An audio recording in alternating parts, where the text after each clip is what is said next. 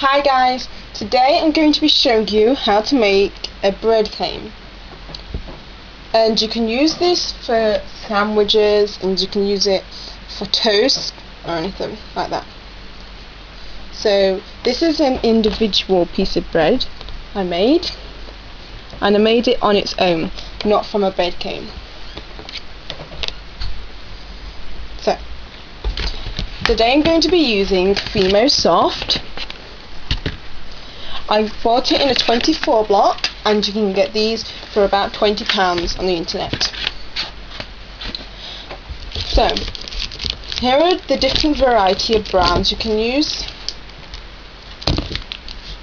There's this one, which is number 70, and this I would recommend for bread and not toast. This one I'd recommend for maybe toast as well as bread, like bread crust or brown bread, and that's number 7.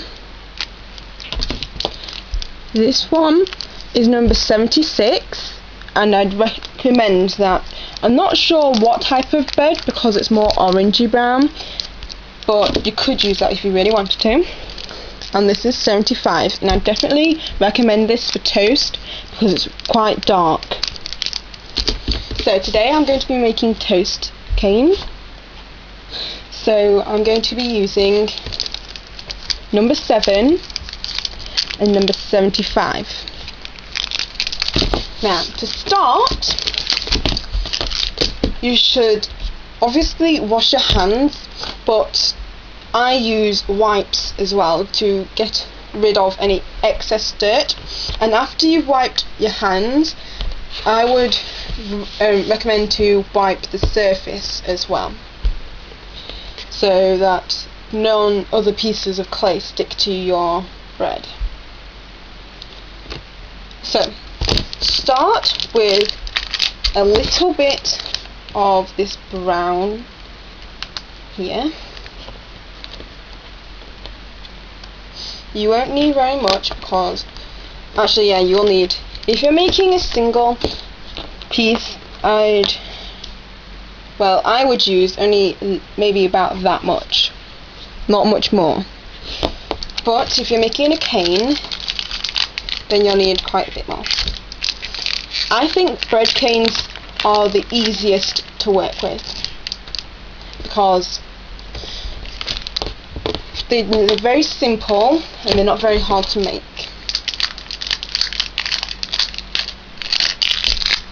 You will need less of the dark clay because it's only the crust and it's not really the main slice of bread. So you will need less of that. Okay, I'm going to work with the lighter clay first because then the dark clay won't stick to it. So condition your clay, and if you don't know how to do this, you just get a piece between your fingers and just knead it. Fimo Soft is really easy to work with because you don't have to condition it very much. Okay, that should be conditioned well enough. Once you've conditioned it, roll it into a ball. Now you can do this on the desk or you can do it in your palm, and I find it easier to do it in your palm. So you put it in your palm and then you just roll it really quickly round until you've got a ball shape. Now they will most likely have a cracking where the clay has been folded. I don't know if you can see that. So to cure this, you just keep rolling and rolling, and you should smooth it out. There's a bit of dark clay there. Make sure you keep your clay really clean because customers can get disappointed if they have bits of red or bits of orange or whatever in your clay. So next you need to squish it out. Now this is only going to be a small cane because you can make lots out of bread canes because you only really need thin slices, so you can make quite a lot out of them. This is my own way of doing a cane, so please don't say oh, well, that's not how you do them, or whatever, because I've made this way up on my own, and it's fine to have your own opinion, but this is my own way of doing it. So, right now, it's a normal rectangle. It's a bit like a loaf. Now, obviously, different pieces of bread have different designs, so you will need to do this bit on your own, because some breads are just round and some of them are slightly rectangular and some of them are square, so you've got to choose the own design of yours. So I just want sort of roundish, toasty kind of.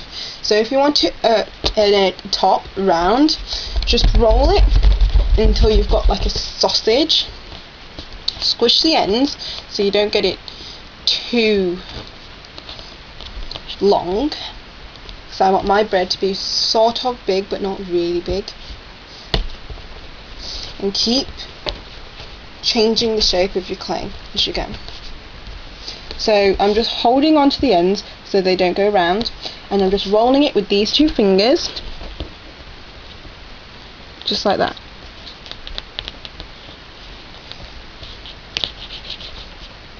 There. So now I've got one edge that's round, and to make the other edge flat, you just slightly push down on a hard and flat surface. So it should be like that. And as you can see, when I cut it there, so I'd cut it maybe there, that would be the shape of the bread.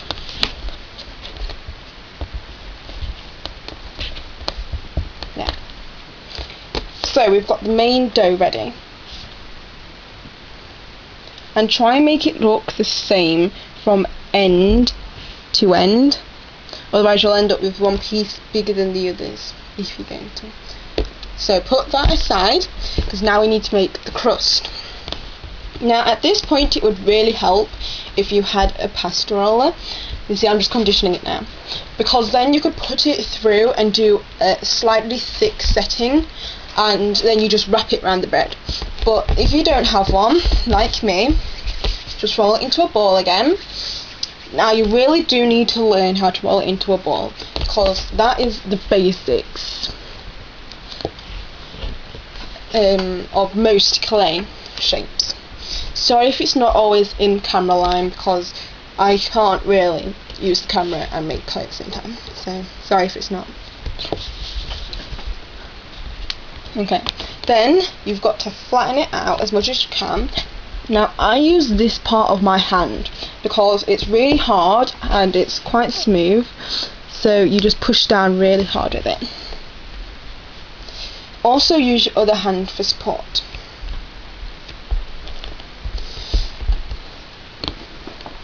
You may need to stand up a bit. Okay. Make sure you keep flipping it over so it doesn't stick to the desk too much. Now you need to try and get it as thin as possible.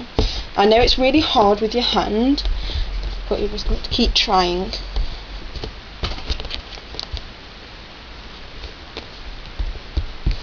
If you do have any lumps, you can just smooth them out really easily.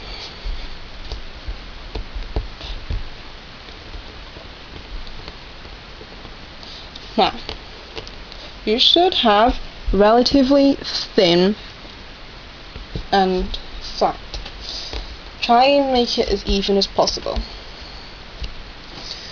After that, you will need to make one edge really flat. So just quickly slice a bit off.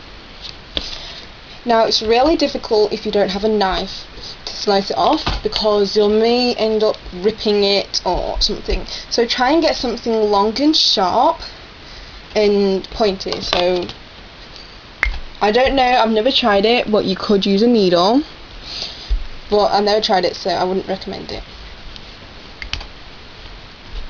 Or I used to use a kitchen knife, but I'm not sure if that's safe or not. So then get your loaf and match up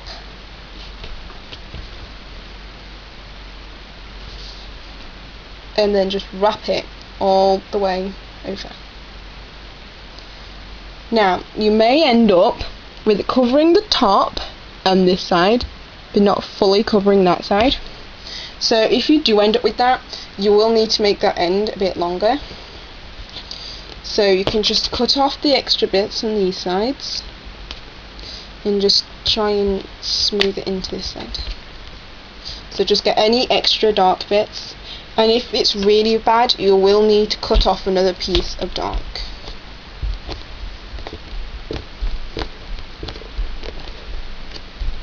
But just try and spread it out as much as you can, because you don't want to waste any clay.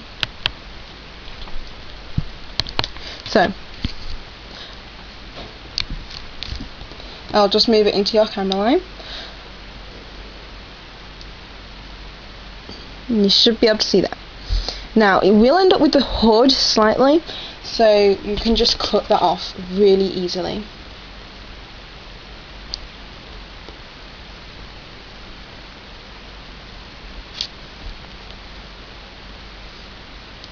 And then just press it down onto your bread. If you end up with a flat flap on the bottom, just try and ease it off and then slice it off.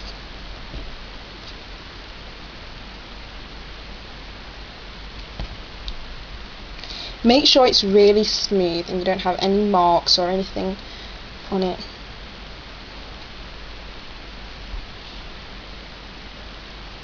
Now, this is my first try at a BreadCane, so I hope it looks alright for you guys. So that is the bread so far, and you just want to smooth out the top and make sure that it doesn't look too unnatural, the join to light and the dark. So just smooth it out like this. Now you can use bread, this type of bread, for pretty much anything, sandwiches and loads of stuff, and toast. So this is the final outcome. Make sure you have smooth joins like there.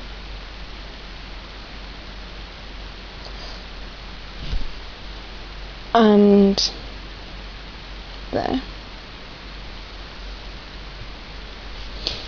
And then make sure, this is really important, make sure you don't bake your bread unless you want it as a charm. But if you want to use it as a cane, so if you're going to slice bits off, you don't bake it, you bake it on the item. So if I made a breakfast plate and I put the toast on, if it had already been baked, I don't think it would turn out as good as if you just slice it off. So it's basically a normal cane, and so you don't bake them. Make sure it's as good as you want it to be. Just keep fiddling around with it until it's perfect. And then you're done. Now this one is slightly bigger, so you can make the sizes vary. And that's it.